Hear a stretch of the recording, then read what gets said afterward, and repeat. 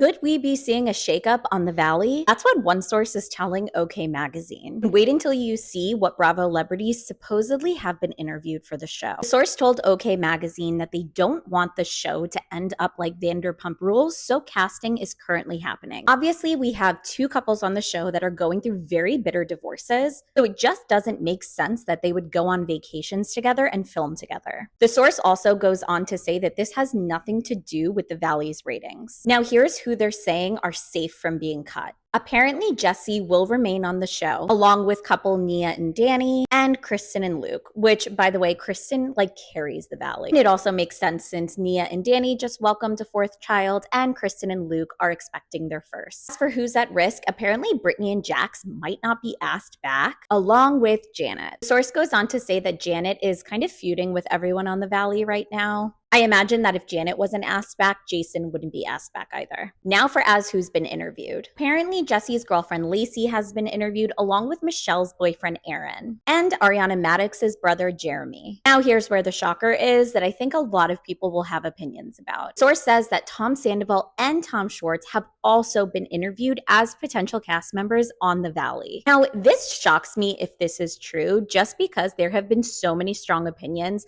about old Vanderpump Rules cast members being on the show. A lot of people don't like seeing Sheena and Lala on the show. I imagine that a lot of people would feel the same way about Tom and Tom. I know that Jax Taylor just started renting an apartment next to Tom Schwartz, so I wonder if that's why he possibly has been interviewed. I also think that if Jax Taylor does come back to the Valley, he's going to need other people to film with. And if Janet and Jason aren't back, I'm not too sure who else he would be filming with. Well, obviously, this is all speculation, so we have to take it with a grain of salt because Bravo has not said a word about the next season of The Valley. But I think it does bring up a lot of questions surrounding where the cast goes from here.